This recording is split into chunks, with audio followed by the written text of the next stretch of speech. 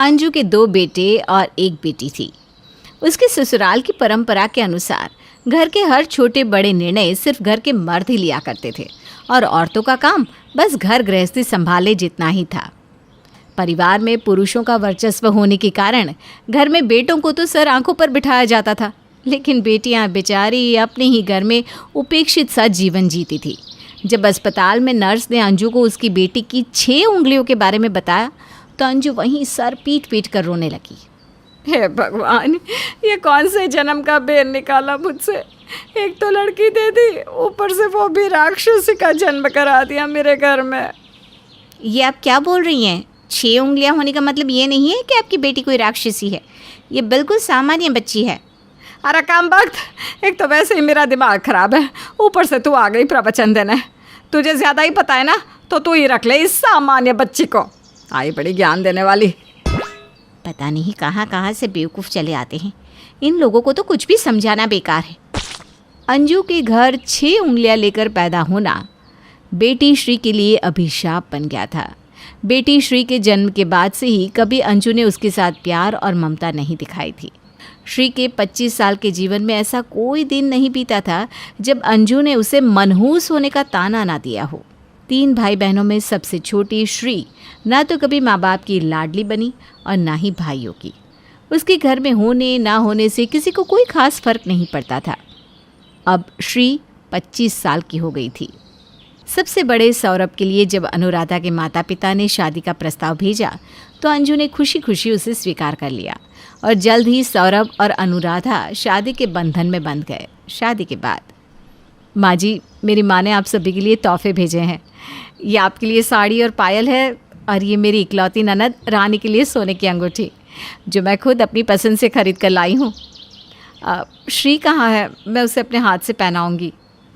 अरे बहू, घर में इतने रिश्तेदार जमा हैं, बिना बात क्या ये अपने हाथों से पहनाने का नाटक करना। रख दे इसे, मैं उसे बाद में दे दूँगी। लेकिन माँ जी। अरे बस ना, एक बार बोल दिया ना। हमारे यहाँ लड़कियों को लड़की की तरह रखा जाता है, ज़्यादा सर पर बिठाने का रिवाज नहीं है। और हाँ, तो भी ध्यान रख, ज़्यादा श्री श्री करने की कोई ज़रूरत नहीं है। तू अपनी अंगूठी यहाँ रख दे, किसी को क्या देना है क्या नहीं वो मैं खुद तय कर लूँगी। इतने रिश्तेदारों के सामने सास अंजू का अपनी ही बेटी के लिए ऐसे बात करना अनुराधा की समझ से बाहर था। बहुओं से सौतेला व्यवहार करने वाले तो बहुत देखे हैं, लेकिन अपनी ही बेटी को घर के हर काम से मक्खी की तरह निकाल कर अलग फेंकने वाला ये पहला परिवार देख रही हूँ। अनुराधा बहू, बेटा एक काम कर, जल्दी से तैयार हो जा, फिर कुछ रस्में करानी है, उसके बाद आराम कर लेना। सास अंजू की बात मानकर अनुराधा जल्दी जल्दी तैयार होकर बाहर आती है तो देखती है कि एक थाल में दूध डालकर अंगूठी ढूंढने वाली रस्म की तैयारी की जा रही थी। आजा बहू, सौरभ तू भी आजा, बैठ इधर। अनुराधा नज़र घुमाकर देखती है। उसके आसपास रिश्तेदारी की बहुत सारी औरतें खड़ी हुई थी, लेकिन श्री का कहीं पता नहीं था। माँ जी, ये रस्म तो ननद कराती है ना, श्री को बुलाइए ना। अनुराधा बहू, ये श्री श्री का राग अलापना बंद कर दे। उसे आना होगा तो आ जाएगी, किसी ने बांध कर तो नहीं रखा है। तो अपने काम पर ध्यान दे। सास की बात सुनकर अनुराधा शांति से रस्में करने में अपना ध्यान लगा देती है। रात होते होते घर रिश्तेदारों से खाली होने लगा था। 2 दिन बाद, अनुराधा बहू आओ, आज तुम अपनी पहली रसोई कर लो, मेहमान भी जा चुके हैं। अब धीरे धीरे तुम घर का काम काज संभाल लो। हाँ बेटा। अनुराधा अपनी पहली रसोई की तैयारी में लगी हुई थी, तभी श्री वहाँ आती है। अरे श्री, तुम हो कहाँ? न तो अपने भैया की शादी में आई, ना ही गृह प्रवेश की किसी रस्म में शामिल हुई। क्या बात है, कुछ नाराज़गी है क्या मुझसे? भाभी के आने से तुम खुश नहीं हो क्या? नहीं भाभी, ऐसी बात नहीं है। मैं तो शादी में आना चाहती थी, लेकिन माँ कहती है कि मैं किसी को मुंह दिखाने लायक ही नहीं हूँ। ये कैसी बात कर रही हो तुम? ऐसा क्यों कहती है माँ? भाभी, वो जन्म से ही मेरे हाथ में 5 नहीं 6 उंगलियाँ हैं ना, जिसके कारण माँ को ऐसा लगता है कि मैं इंसानी रूप में कोई राक्षस हूँ। अगर किसी भी शुभ काम में सामने पड़ूंगी तो अपशगुन हो जाएगा। अरे, 6 उंगलियाँ हो जाने से कोई राक्षस हो जाता है क्या? कैसी बेहुदा सी बात है। भाभी, बचपन से ही माँ को गांव की औरतें कहती थी कि राक्षसी पैदा की है तूने, देखना इसे कोई नहीं ब्याहेगा, जीवन भर छाती पर मूंग दलेगी ये। मुझे तो यहाँ तक कहा गया कि पैदा होते ही कहीं तालाब में पत्थर बांधकर डुबा देना चाहिए था। ऐसी लड़की को पाल पोस कर बड़ा कर रही हो, कल को घर के बेटे को ना कहा जाए। बस गांव की औरतों की बातें सुनते सुनते माँ के मन में मेरे लिए जो थोड़ी बहुत ममता थी वो भी ख़त्म हो गई। अब तो सुबह उठकर कोई मेरा चेहरा भी देखना नहीं चाहता। इसीलिए भाभी मैं किसी भी शुभ काम में सामने नहीं पड़ती। गलती चाहे जिसकी भी हो, काम बिगड़ने पर दोष हमेशा मुझ पर ही आ जाता है। देखो श्री, मेरी बात ध्यान से सुनो। सबसे पहली बात यह है कि 6 उंगली होना बिल्कुल सामान्य सी बात है। ऐसा बिल्कुल भी नहीं है कि तुम्हारे हाथ में एक उंगली फालतू होने से तुम कोई राक्षस या जानवर बन जाती हो। तुम मेरी तरह एक बिल्कुल आम लड़की हो। आज से तुम वो सब काम करोगी जो हर आम लड़की करती है। मेरे साथ रसोई में खाना बनाओगी, बाजार चलोगी, मंदिर में दर्शन करने जाओगी और सुबह उठकर सबके साथ घुलना मिलना शुरू करोगी। शुरू में परिवार के लोगों को तुम्हें अपनाने में थोड़ा समय लगेगा, लेकिन तुम्हें थोड़ा धैर्य रखना होगा। यकीन मानो, धीरे धीरे सब सही हो जाएगा। श्री के न नकुर करने के बाद भी अनुराधा अगले दिन उसे अपने साथ बाजार ले जाती है। बाजार में, अरे अनुराधा कैसी हो, पहचाना? हाँ पहचानूंगी, क्यों नहीं। पता है श्री, ये मेरे बचपन का दोस्त है। हम साथ में खूब खेले हैं। फिर पापा का ट्रांसफ़र हो गया तो हम दूसरे शहर चले गए। देखो तो दुनिया सचमुच गोल है। आज ये मुझे मेरे ससुराल में मिल गया। ले, तेरी शादी भी हो गई और मैं अभी तक कमारा बैठा हूँ। तो कर लेना, किसने रोका है। अगर लड़की ना मिल रही हो तो मैं मदद कर दूँ। सच में यार, घर वाले लड़की ढूंढते ढूंढते परेशान हो गए हैं। कोई अच्छी लड़की मिलती नहीं है, तू ही मदद कर देना। कुछ देर तक ऋषि से बात करने के बाद अनुराधा उसका मोबाइल नंबर लेकर आगे शॉपिंग के लिए निकल पड़ती है। 2-3 दिन बीते होंगे कि फिर से ऋषि का फ़ोन अनुराधा के मोबाइल पर आता है। कैसे हो ऋषि, आज कैसे याद किया। कुछ नहीं, बस तुम्हारे घर के पास से गुजर रहा था तो सोचा मिलता हुआ चलूँ। तुम्हें कोई प्रॉब्लम तो नहीं है ना। नहीं, ये कैसी बात कर रहे हो, प्रॉब्लम क्यों होगी, आ जाओ। कुछ ही देर में ऋषि घर आ जाता है और 10-15 मिनट रुक कर वहाँ से निकल जाता है। अगले दिन, तुम्हारी ननद कल दिखाई नहीं दी, वो घर में नहीं थी क्या? अब समझ में आ रहा है कि तुम बार बार फ़ोन आखिर किसके लिए कर रहे हो। ऋषि, श्री थोड़ी अलग लड़की है। वो ज़्यादा बाहर निकलना घूमना पसंद नहीं करती। क्यों, ऐसी क्या बात है, सब ठीक तो है ना? सच बात तो यह है कि उसके हाथ में 6 उंगलियां हैं, जिसके कारण उसे बाहर लोगों से मिलना जुलना घूमना पसंद नहीं। उसे लगता है कि उसके हाथ को देखकर लोग उसका मजाक बनाते हैं। यहाँ तक कि कुछ लोग तो उसे राक्षस तक कहते हैं। और तो और इसी वजह से उसका कहीं रिश्ता भी नहीं हो पा रहा है। इन सब बातों की वजह से वो डिप्रेस रहने लगी है। अरे यार, ये क्या बात हुई? हाथ में 6 उंगली होने से क्या होता है? बेवकूफ़ है वो सब के सब जो आज तक इस बात का मजाक बना रहे थे। गूगल करके देख लो, कितने ही सक्सेसफुल लोग ऐसे हैं जिनके हाथ में 6 उंगलियां हैं। तो क्या वो सब राक्षस हैं? उन सभी ने देश और दुनिया की बाकी आम इंसानों से ज़्यादा ही सेवा की है। दरअसल अनुराधा, मुझे श्री बहुत पसंद है। अगर श्री को मैं पसंद हूँ तो मुझे इस शादी से कोई आपत्ति नहीं है। ऋषि की बात सुनकर अनुराधा तो खुशी से झूम उठी थी। अनुराधा जब घर में सबको ऋषि के बारे में बताती है तो सभी के आश्चर्य का ठिकाना नहीं रहता। अंधा क्या मांगे, 2 आंखें। हाँ तो भाई, जिस लड़की की शादी की चिंता में सारा गांव घुला जा रहा था, उसके लिए एक सुंदर कमाओ लड़की का रिश्ता घर बैठे बैठे आ गया था। अब तो अनुराधा ने जैसे श्री की ट्रेनिंग शुरू कर दी थी। अनुराधा उसे अपने साथ कभी पार्लर लेकर जाती तो कभी बाजार। जब लोग आंखें फाड़ फाड़ कर उसके हाथ को देखते तो श्री घबराकर दुपट्टे से अपना हाथ ढकने की कोशिश करने लगती। नहीं श्री, घबराकर अपना हाथ छुपाओ मत। एक बार इन सबको देख लेने दो। 2-4 बार देखेंगे तो खुद बातें बनाना बंद कर देंगे। भाभी के हर पल हिम्मत बढ़ाने से धीरे धीरे श्री का कॉन्फिडेंस वापस आने लगा था। अपना हाथ छिपाए बिना वो घर से बाहर निकलने लगी थी। कुछ ही दिनों में ऋषि और श्री की धूमधाम से शादी हो जाती है। अनुराधा के साथ और प्यार के कारण एक डरी सहमी लड़की एक खुश और कॉन्फिडेंट लड़की बन जाती है और अपना बाकी का जीवन ऋषि के साथ खुशी खुशी बिताने लगती है। बस मुझे कुछ नहीं पता, जो मैं कहूंगी जैसा मैं कहूंगी वैसा ही होगा। और तुझे मेरी पसंद की लड़की से ही ब्याह रचाना होगा प्रमोद, वरना मैं भूल जाऊंगी कि तू मेरा बेटा है। अरे लेकिन माँ, आप भी ना 50 की उम्र में 5 साल की बच्ची की तरह जिद पे अड़ी हो। पापा कुछ समझाओ ना यार अपनी धर्मपत्नी को। अरे लीलो, देख, प्रमोद को कोई और पसंद है और तुझे कोई और। अरे कहीं इस सब के कारण तुम दोनों का रिश्ता ना टूट जाए। ये है शेखावत परिवार। लीला अपने बेटे प्रमोद की शादी के लिए काफी चिंतित है। दरअसल बात यह है कि लीला ने एक देसी बहू को प्रमोद के लिए चुना है और प्रमोद को पसंद है एक मॉडर्न जमाने की बहू। इसी बात को लेकर दोनों में हो रही है कहासुनी।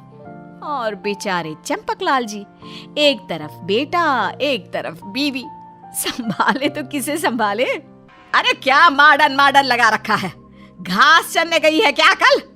संस्कारों को तो मानो भूल ही गया है ये लड़का। माँ ऐसा नहीं है, हम दोनों शिमला की ट्रिप पर मिले थे। वो भले ही मॉडर्न ख्यालातों की हो, लेकिन उसके संस्कार एकदम पुराने जमाने वाले लोगों जैसे हैं। देखना, वो बहुत अच्छी बहू बनेगी और आपके उसूलों पर खरा भी उतरेगी। और सबसे बड़ी बात तो यह है कि वो एक इंस्टाग्राम स्टार है, एक बहुत बड़ी सोशल मीडिया इन्फ्लुएंसर भी है। पूरे 50,000 फॉलोअर्स है उसके। इंस्टाग्राम? गुरुग्राम के बाद उसका जुड़वा शहर बना है क्या कोई है? अरे नहीं माँ, इंस्टाग्राम एक ऐप है जहां पर लोग अपनी फोटोज, वीडियोस और निजी जिंदगी को लोगों के साथ कनेक्ट करते हैं। फिर मेरी पसंद की हुई वो देसी लड़की जो पिछले हफ्ते ही गांव से आई है अपनी मौसी के यहाँ, उसका नाम सुंदरी है। सुंदरी भी तो रंग रूप में खूबसूरत है और देसी है। इसका मतलब वो घर का सारा काम एकदम सही से करेगी और तुझे भी किसी देवता से कम नहीं पूजेगी। एक सुशील बहू, बीवी और सुहागन बनकर रहेगी तो उसमें क्या दिक्कत है? नहीं, आएगी तो सिर्फ आयशा ही। सुंदरी, आयशा, सुंदरी, आयशा, सुंदरी। दोनों माँ बेटी की इस बहस से तंग आकर चंपकलाल एकदम से चिल्लाकर कहते हैं, बॉस, खामखा बहस लगा रखी है एक छोटी सी बात को लेकर तुम दोनों ने। अब इस बात का एक ही फैसला होगा। लीला, तुम्हें सुंदरी चाहिए, प्रमोद तुम्हें आयशा चाहिए। तो मेरे पास इस कड़ी को सुलझाने का एक बेहतरीन उपाय है। देखो, एक हफ्ते सुंदरी को घर की बहू बनाकर देखते हैं, उसे परखते हैं, और एक हफ्ते आयशा को बहू बनाओ। शादी नहीं होगी, लेकिन दोनों लड़कियां बहुओं का टेस्ट देगी और जो बहू इस टेस्ट में पास हो जाएगी और हमारा दिल जीत लेगी, वही बनेगी प्रमोद की धर्मपत्नी। लीला और प्रमोद इस बारे में सोचते हैं। फिर कुछ देर बाद वो भी चंपकलाल के इस सुझाव पर अपनी सहमति जताते हैं। दोनों लड़कियां सुंदरी और आयशा को एक एक हफ्ते का मौका मिलता है। पहले हफ्ते में आयशा बहू को मौका मिलता है तो घर में अपना सारा सामान, बोरिया बिस्तरा लेकर वो पधारती हैं। हाय आंटी, व्हाट्स अप, कैसी हो? Everything is cool? बोले तो #कुशल मंगल। हाँ, जे क्या कह रही है ये अंग्रेजी बिल्ली? हाय हेलो के अलावा और भी कुछ संस्कार होते हैं, जैसे कि नमस्ते कहना, पैर छूना। Yes yes yes, sorry. वो मैं जब शादी करके आऊंगी ना तब ये सब करूंगी। फिलहाल तो मेरा #डेमो चल रहा है ना। चलो ना प्रमोद, मुझे तो मेरा कमरा जल्दी से दिखाओ। मुझे एक मिनी व्लॉग बनाकर रील्स पोस्ट करनी है। अब हाँ डार्लिंग, चलो ना। प्रमोद आयशा को उसके कमरे में ले जाता है और फिर आयशा वहां पर जाते ही मिनी व्लॉग बनाकर इंस्टाग्राम पर रील्स पोस्ट करना शुरू कर देती है। हेलो गाइस, तो ये है मेरा आने वाला एक हफ्ते का घर। आज इस छोटी से टाइनी से रील में मैं आप लोगों को #मिनी हाउस टूर दूंगी। तो ज्यादा से ज्यादा लाइक करना, कमेंट करना और हाँ, मुझे अपनी इंस्टाग्राम स्टोरीज में टैग करना ना भूलना। लीला छुपकर ये सब देखती है और खूब गुस्सा होती है और चंपकलाल से कहती है, देखा जी, कैसे आते ही वो इंस्टाग्राम करना शुरू कर दिया। अरे ऐसा ही है तो ले लेना साथ फेरे उस इंस्टाग्राम के संग ही है। आते ही तेवर दिखाना शुरू कर दिया। इसे कहते हैं क्या बहुधर्म? चंपकलाल अब क्या करे, तेवर ही तो एक औरत का जेवर होता है।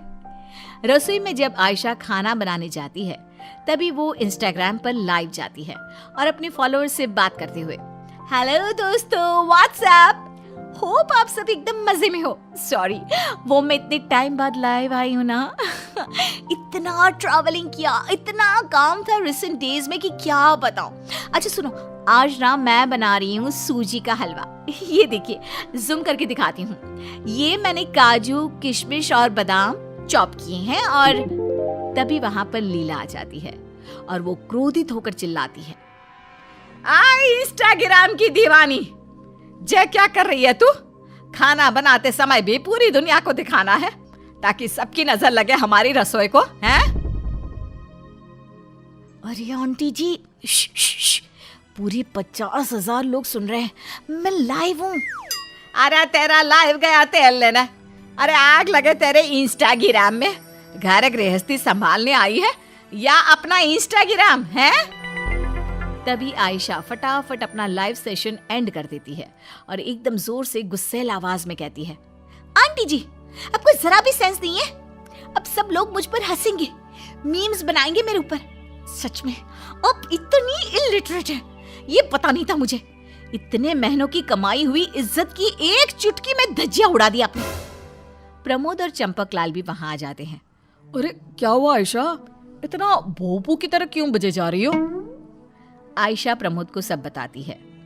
माँ, आप भी ना थोड़ा समझा करो ना। अब वो इतनी बड़ी स्टार है तो क्या मैं अचार डालूं इसका? अरे स्टार होगी अपने इंस्टाग्राम पर, लेकिन यहाँ पर यह बहू बनने आई है। अच्छा होगा कि ये अपनी गृहस्थी और इंस्टाग्राम को अलग रखे। बेवकूफ गधी कहीं की। ऐसे ही आयशा सारा दिन इंस्टाग्राम पर रील्स, स्टोरीज, फोटोज और वीडियोस पोस्ट करती रहती है। क्या खाया, क्या पिया, क्या देखा, क्या पहना, हर एक छोटी सी छोटी बात वो अपने इंस्टाग्राम पर शेयर करती रहती। घर पर पूजा होती है और पूजा के दिन आयशा एक सुंदर सा महंगा लहंगा पहनकर फोटोज, वीडियोस और रील्स बनाने में मशगूल हो जाती है। आयशा चलो ना, आप नीचे, सब बुला रहे हैं, पूजा का मुहूर्त भी निकला जा रहा है। नहीं, मैं नहीं आ रही। मुझे अभी और 100 फोटोज, वीडियोस और 10 ट्रेंडिंग गानों पर रील्स भी बनाने बाकी है। अब इतना हैशटैग महंगा लहंगा पहना है तो मुझे ये सब तो करना बनता ही है ना। अरे पर मैंने ये लहंगा तुम्हारे लिए पूजा में पहनने के लिए मंगवाया था। हाँ डियर, लेकिन अब मुझे बहुत सारा काम पड़ा है। मैं एक इन्फ्लुएंसर भी तो हूँ, मुझे अपना इंस्टाग्राम अकाउंट ठीक से परफेक्ट रखना है। और वैसे भी मैं तो तुम्हारी दोस्त हूँ ना, बीवी नहीं बनी अब तक। सो चिल, अगर मैं पूजा में नहीं आई तो कोई इश्यू नहीं होगा। तुम्हारी मॉम के 4 ताने सुन लूंगी, लेकिन फॉर मी पूजा और तुमसे इम्पोर्टेंट इंस्टाग्राम है और कुछ भी नहीं डालें। प्रमोद को आयशा की इस बात का बहुत गुस्सा आता है और वो वहां से मुंह बनाकर चला जाता है। आयशा अपनी हरकतों से बाज आने का नाम ही नहीं लेती और बस पूरा दिन इंस्टाग्राम में घुसी पड़ी रहती है। ऐसे ही एक दिन सारा खाना जलने तक उससे खबर भी नहीं रहती और वो जला हुआ खाना ही सबको परोस देती है। जला हुआ खाना खाकर सभी उस खाने को थूकते हैं और खांसने लगते हैं। छी छी छी ये क्या जला हुआ खाना खिला दिया इस करमजली ने। पूरे मुंह का टेस्ट बिगड़ गया। जान बची तो लाखों पाए, वरना आज तो मुझे स्वर्गवासी होने से कोई नहीं रोक पाता। Oh my God, hashtag cooking करते वक्त ना मैं इंस्टाग्राम में एक मेकअप ट्यूटोरियल की IGTV वीडियो देख रही थी। वो पूरी 2 घंटों तक चली, इसलिए पता ही नहीं चला। वैसे जलने की बू तो आ रही थी, लेकिन अब मैं क्या करूं? इंस्टाग्राम के प्रेम में मैं इतनी दीवानी हो गई हूं कि आजकल ना मुझे उसके सिवा कुछ सूझता ही नहीं है। तभी प्रचंड आक्रोश में आकर प्रमोद उठकर कहता है, इंस्टाग्राम इंस्टाग्राम इंस्टाग्राम, अरे पक गया हूं अब मैं। जाओ बहन, तुम जाओ अब यहाँ से। नहीं बनाना तुम्हें मुझे अपनी दुल्हन, नहीं करना अपना स्वयंवर। क्या बहन, ये तुमने क्या कर दिया प्रमोद? एक पल में पराया कर दिया। नॉट फेयर, मैं जा रही हूँ, मुझे भी नहीं रहना ऐसे बाबा आदम के जमाने वाले परिवार में। #Crazy family. इसके बाद अब बारी आती है देसी बहू सुंदरी के आने की। नमस्ते काकी, नमस्ते काका, पाए लागू। नमस्ते प्रमोद जी, कैसे हैं आप? मैं ठीक हूँ। देखना बेटा, यह सुंदरी तेरा दिल जीत कर रहेगी। लेकिन काकी वो तो बात की बात है, मैं चाहती हूँ कि अभी तो आप मुझे इस घर का छल्ला दे दे। असली बहू तो वही होती है ना जो एक घर को सही से चलाती है, इसलिए आप मुझे दे दो ना वो छल्ला। अरे लेकिन सुंदरी, आप दे रही हो या नहीं कि मैं जिस रास्ते से आई हूँ उसी रास्ते उल्टे पांव लौट जाऊं? अरे ना, ठहर जा, अभी देती हूँ। लीला सुंदरी को चाबियों का छल्ला थमा देती है। जहाँ नखरीली इंस्टाग्राम बहू आयशा थी, वहीं सुंदरी भले ही देसी हो, लेकिन वो बस रुआब जमाती रहती रसोई में। जे क्या अरसिला काकी? अरे मेरी परम सुंदरी, मेरा नाम शीला नहीं लीला है, लीला। हाँ वही तो। देखिए ना, मैंने ना ये मिक्सर तोड़ दिया है, अब मैं सिलबट्टे का इस्तेमाल करूंगी। हम विदेशी थोड़ी ना हैं, देसी हैं देसी। अरे पगलाइट, इतना महंगा मिक्सर तोड़ दिया तूने? अरे अब शौक मत मनाइए, मशीन था टूट गया। ये लीजिए, गुलकंद खाइए और चैन की नींद सोइए। आपको ना मैं मिक्सर से भी अच्छे से सिलबट्टे पे पीस कर दूंगी मसाले। अगले दिन दूध वाला छुट्टी पर गया था, इसलिए घर में दूध नहीं था। इस बात से चिंताग्रस्त सुंदरी ये सोचती है, अब मैं क्या करूं, दूध तो है ही नहीं। अरे वाह, का तिगड़म सूझिए मेरे इस देसी दिमाग में। सुंदरी घर के बाहर दरवाजे पर एक गाय और एक भैंस बांध देती है। ये दृश्य देखकर पूरा परिवार हक्का बक्का रह जाता है। अरे निकम्मी, कल मुही, तेरे दिमाग में गोबर भरा है क्या? अब क्या शहर में तबेला बनाएगी? अरे ना काकी ना, वो का हुआ ना, दूध वाले दादा अगले 2 हफ्तों तक छुट्टी पर है, और दूध तो वैसे भी आपको पता ही है कितना महंगा हो गया है, इसलिए ये तरकीब सूझी मेरे देसी दिमाग में। सीरियसली मेरा सर चकरा रहा है माँ। पापा, मुझे कोई तो बचाओ। प्रमोद चक्कर खाकर गिर जाता है। फिर अगले दिन जब सुंदरी लीला की साड़ी को इस्त्री कर रही थी तभी, इसे यूज कैसे करते हैं?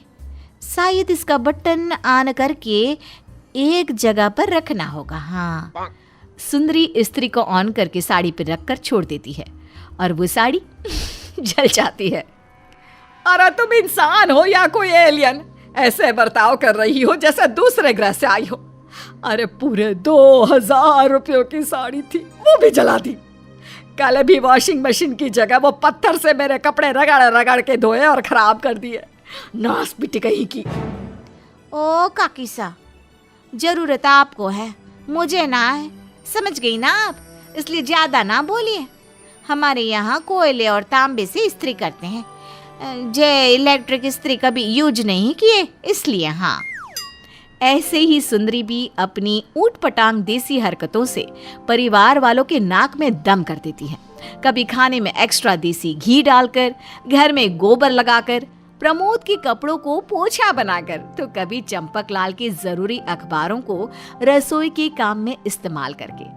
अपने देसीपन से वो बाज आती ही नहीं। एक दिन तो हद हो जाती है जब लीला की सहेलियां घर पर आती हैं, तभी नमस्ते जी, और वो सभी को चाय परोसती है। चाय परोसकर सोफे पर बैठने की जगह सुंदरी जमीन पर बैठ जाती है और मक्खन मारकर रोटियां खाने लगती है चाय के साथ, जिसे देखकर सभी सहेलियां हंसने लगती हैं। अरे ये देखो लीला, तुम्हारी होने वाली बहू तो एकदम कार्टून कैरेक्टर है, देखो तो कैसे बंदरों की तरह खाना खा रही है। हाँ सच में। लीला को इस बात से काफी शर्मिंदगी महसूस होती है और सहेलियों के जाने के बाद लीला गुस्से से आग बबूला हो उठती है और सुंदरी से कहती है, बस बहुत हुआ तेरा ये नाटक। हमें लगा कि तू देसी है, तुझ में देसी गुण होंगे, लेकिन तू तो गवार लोगों से भी ऊंचे पद वाली है। ना, हमें नहीं चाहिए ऐसी बहू, फौरन निकल जा यहाँ से। अरे ठीक है, जैसी जिसकी सोच। देखते हैं कहाँ से मिलती है आपको अपने मनपसंद बहू। अरे अंधेरे में लालटेन लेकर भी निकलोगे ना तो भी ना मिले मेरे जैसी बहू। हाँ, अरे जाओ जाओ, 36 मिल जाएंगी ऐसी, निकलो। सुंदरी उस घर से चली जाती है। अब चंपकलाल लीला और प्रमोद से कहते हैं, क्यों, हो गई तसल्ली अब तुम दोनों को? ना देसी बहू भाई, ना भाई इंस्टाग्राम बहू। अब मुझे कोई ऐसी मिल जाए पापा जिसमें कोई गुण ही ना हो, बस वो संस्कारी और सुशील हो। हाँ, प्रमोद सही कह रहा है, थक गए मैं भी अभी। अब तो कोई एक संस्कारी, शांत और पढ़ी लिखी गुणों वाली और रिश्तों को जोड़ कर रखने वाली लड़की मिल जाए तो बस उसे घर की लक्ष्मी बना दूंगी।